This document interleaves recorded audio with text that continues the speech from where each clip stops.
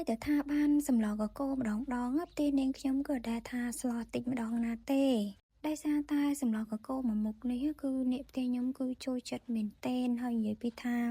ស្លម្ដងគឺអត់តែសូវញ៉ាំបាយប្រហែលទេញ៉ាំតែស្លច្រើនជាងបាយអញ្ចឹងណាបងប្អូនអញ្ចឹងហើយទៅនៅពេលដែលនាងខ្ញុំស្លគឺនាងខ្ញុំតែងតែស្លឆ្នាំងធំជានិច្ចព្រោះដោយសារយើងញ៉ាំស្លច្រើនជាងបាយចាឥឡូវនេះគឺនាងខ្ញុំចាប់ផ្ដើមលាងជាមួយនឹងបន្លែដែលនាងខ្ញុំបានផ្សាយផ្សំរួចហើយជាស្រេចជាងណាបងប្អូនហើយសម្រាប់បន្លែដែលយើងស្លកកូរនឹងបងប្អូនឥឡូវគឺមិនជាពិបាកទៅដើររកអីប្រហែលទេយើងទៅផ្សារទៅគេមានចិត្តលក់ស្រេចអញ្ចឹងណាបងប្អូន1គីឡូ4000 5000ទៅតាមនឹងទៅបើយើងចង់ទិញផ្សាយផ្សំគ្រឿងខ្លួនឯងក៏បានឬក៏ទិញគេចិត្តលក់ស្រាប់ក៏បានចាបន្ទាប់មកទៀតគឺនាងខ្ញុំលាងសម្អាតជាមួយនឹងសាច់ជ្រូក3ជាន់ហើយសាច់ជ្រូកនេះដែរគឺនាងខ្ញុំទិញមកចំនួន1គីឡូដោយសារតែឃើញសាច់រាងល្អអញ្ចឹងទៅក៏ទិញ1គីឡូមកដើម្បីយកមកទុកធ្វើសាច់ជ្រូកបំពងមួយចំណែកផង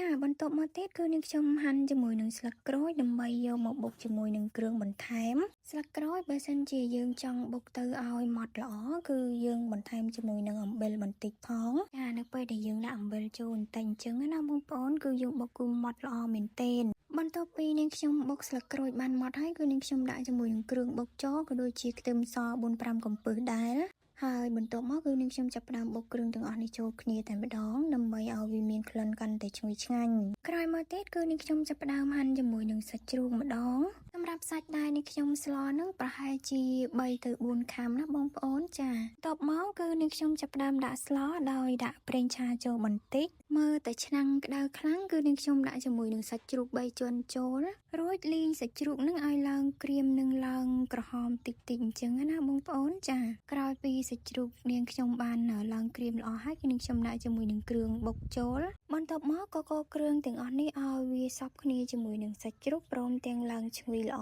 ផងក្រោយពីនាងខ្ញុំក៏កូរគ្រឿងបានឡើងឈ្ងុយល្អហើយនាងខ្ញុំដាក់ជាមួយនឹងប្រហុកចូលមួយកូនដុំមើលតែប្រហុកឡើងឈ្ងុយល្អហើយគឺនាងខ្ញុំដាក់ជាមួយនឹងទំពាំងក្រៀមចូលក៏ដូចជាបន្លែផ្សេងចូលផងដែរបន្លែទាំងអស់នេះមានដូចជាល្ពៅល្ហុងត្រប់ស្រួយត្រប់ចង្កោមដូចជាសណ្តែកគួរហើយនិងត្រប់វែងផងដែរក្រោយពីដាក់បន្លែចូលហើយនាងខ្ញុំដាក់ជាមួយនឹងអង្ករលីងចូលមួយវែកសម្លរួចក៏ត្រឡប់ពី3ត្រឡប់សិនមកណាបងប្អូនចាំយើងចាក់ទឹកជាចូលមកល្មមទៅណាសម្លកកោដោយដែលបងប្អូនដឹងហើយថាគឺវាតែងតែខុសគ្នាពីតំបន់មួយទៅតំបន់មួយវាអាស្រ័យទៅតាមបន្លែនៅតាមស្រុកភូមិដែលបងប្អូនមានថាបងប្អូនមានបន្លែអីគេខ្លះដែលអាចយកមកផ្សាយផ្សំធ្វើជាសម្លមួយមុខនេះបានសម្រាប់បន្លែគឺយើងអាចដាក់ខុសគ្នាបានតែអ្វីដែលមិនអាចខុសបានហ្នឹងគឺគ្រឿងបុកជាមួយនឹងអង្ករលីងចន្លោះពេលដែលនាងខ្ញុំដាក់រងាស់សម្លទុកចោលហ្នឹងគឺនាងខ្ញុំងាកមកបេះបន្លែនៅក្បែរផ្ទះសិនហើយបន្លែនៅក្បែរផ្ទះហ្នឹងគឺមានជីនាងវងជាមួយនឹងស្លឹកងប់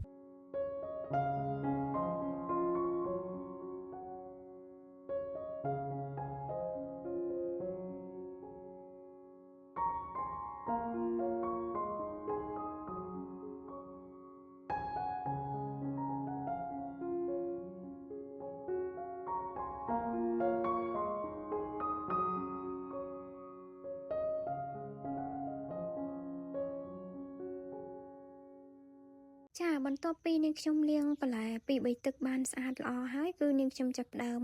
បេះយកតែស្លឹកនឹងអញ្ចឹងណាបងប្អូនដើម្បីយកមកដាក់ស្ល